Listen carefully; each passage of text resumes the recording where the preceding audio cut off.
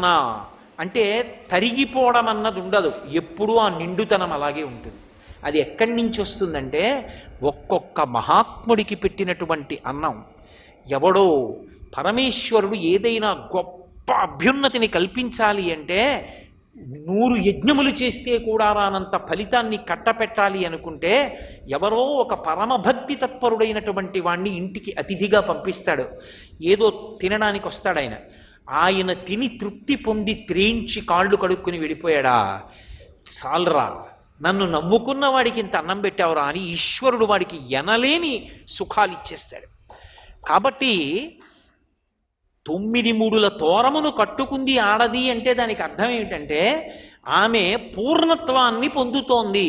ఎక్కడికి పూర్ణత్వం? ఒకటి పక్క 0 నుండి ఇక్కడ ఆమెకి లేదన్న మాట ఉండదు. ఇల్లాలుగా అన్నిటా పూర్ణత్వం. ఇంట్లో లేదన్న మాట లేకుండా సంతోషంగా ఇంట లక్ష్మి చరించినట్టే ఆ స్థితిని పొందుతుంది. ఆ తోరాన్ని కట్టుకొని ప్రదక్షిణం చేస్తారు. అమ్మవారి మూర్తిని అందుకే ఒక గోడ దగ్గరకి పెట్టారు వరలక్ష్మీ వ్రతం చేసేటప్పుడు. ఎందుకు పెట్టారంటే వరలక్ష్మీ వ్రతం ఎంత గొప్పదో వరలక్ష్మీ వ్రతమనందు ప్రదక్షిణం అంత ముఖ్యం. ప్రదక్షిణం చేయాలంటే మీరు గోడ దగ్గర పెట్టారనుకోండి, ఎలా చేస్తారు? మీరు చేయలేరు. ప్రదక్షిణం చెయ్యాలంటే ఒక గది మధ్యలోకి ఉంచాలి. ఉంచితే మీరు ప్రదక్షిణం చెయ్యగలరు. ప్రదక్షిణం అన్న మాటకు అర్థం ఏమిటి? దక్షిణం అంటే కుడి, వామ అంటే ఎడమ. ప్రదక్షిణం దోషం అంటే చీకటి. దోషం అంటే ఏదో తప్పు అని కాదు, దోషము అంటే చీకటి అని సంస్కృతంలో. ప్రదోషం అంటే చీకటి పడడానికి ముందున్న కాలము ప్రదోషం.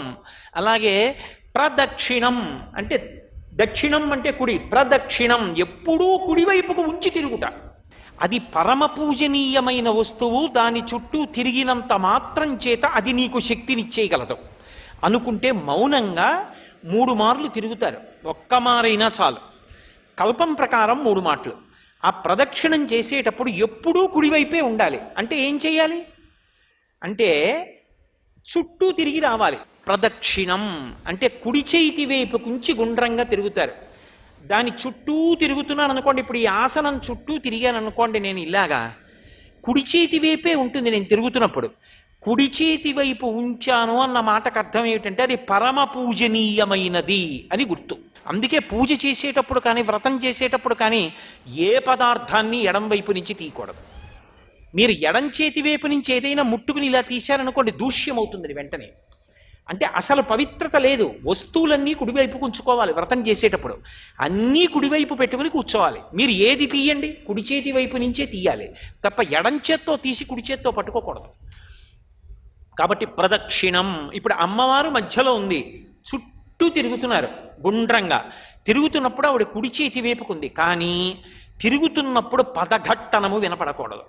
అంటే పాదముల యొక్క చప్పుడు గట్టిగా దమ్ దన్ అని వినపడడం కానీ, కలశ కదలడం కానీ, కలశలోకి ప్రకంపన రావడం కానీ జరగకూడదు. అంటే బహుమెల్లగా నడవాలి. ఆ నడిచేటప్పుడు 2 చేతులు జోడించి అమ్మవారు సింహాసనంలో కూర్చుని ఉండగా ఆవిడ చుట్టూ నేను తిరుగుతున్నానన్న భావనతో తిరగాలి.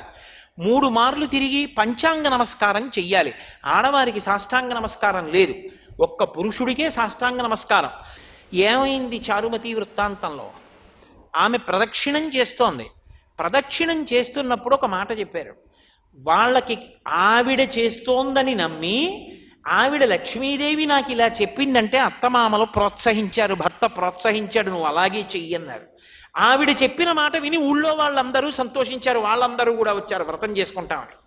అందరూ కలిసి వ్రతం చేశారు. అందరూ కలిసి వ్రతం చేసి అమ్మవారికి ప్రదక్షిణ చేస్తున్నారు. ఏమొచ్చిందప్పుడు? వాళ్ళకి ఆభరణములు అమరై. మీరు బాగా వింటూ ఉంటారు. ఏదో మొదటి ప్రదక్షిణం చేసినప్పుడు కొన్ని ఆభరణాలు, రెండో ప్రదక్షిణం చేస్తే కొన్ని ఆభరణాలు, మూడో ప్రదక్షిణం చేస్తే కొన్ని ఆభరణాలు అమరాయి. ఎందుకవి? ఆభరణములు అమరాయి అన్న మాటకు అర్థం ఏమిటో తెలుసా? ఆభరణము దేని కొరకు అంటే మూల విస్తువు యొక్క అందమును ఉద్దీపింపచేయుట కొరకు. ఒక ఆభరణం పెట్టుకున్నారనుకోండి, అది ఎవరు పెట్టుకున్నారో వాళ్ళ యొక్క అందాన్ని పెంచుతుంది. ఇక్కడ బాహ్యంలో అందం పెంచడం ఒకెత్తు, ఆంతరమైన అందం పెరుగుతోంది. కాళ్ళకి మంజీరములు వచ్చాయి. కాళ్ళకి మంజీరములు వస్తే ఏమవుతుంది? ఆమె ఆ ఇంట లక్ష్మి. ఆమె నడిచి వెడుతోందనుకోండి, పాద మంజీరముల యొక్క ధ్వనులు వినపడాలి. పరమమంగళ ధ్వనులు అని లక్ష్మీదేవి ఇంట నడిచిన ధ్వనులు కొన్ని వినపడతాయి. ఏమిటవి అంటే ఆడవారు పాదములకు పెట్టుకున్నటువంటి మంజీరముల యొక్క ధ్వనులు. మొలకి వడ్డాణం పెట్టుకుంటారు. మేఖల అంటే ఆడవారు పెట్టుకుంటే దానికి చిరుగంటలు ఉండాలి. కొణత్కాంచీదామాకరికలభ కుంభస్తననత పరిక్షీణ మధ్యే పరిణత శరచంద్రవదన అని వర్ణిస్తారు శంకరాచార్యులు వారి సౌందర్యలహరిలో. చిరుగంటలతో ఉండాలి వడ్డాణం. తప్ప అసలు ఏమీ లేకుండా పెట్టుకుంటే అది బెల్ట్ అంటారు. అది మగవాళ్ళు పెట్టుకుంటారు బెల్ట్, పంచె జారిపోకుండా పైన పెట్టుకుంటారు. తప్ప ఆడవారు బెల్ట్ కాదు పెట్టుకునేది, వడ్డాణం పెట్టుకుంటారు. వడ్డాణం అంటే కేవలము నడుములతో పెట్టుకునేది కాదు, చిరుగంటలతో కూడుకుని ఉంటుంది. సర్వం శ్రీ ఉమామహేశ్వర పరబ్రహ్మార్పణమస్తు. స్వస్తి.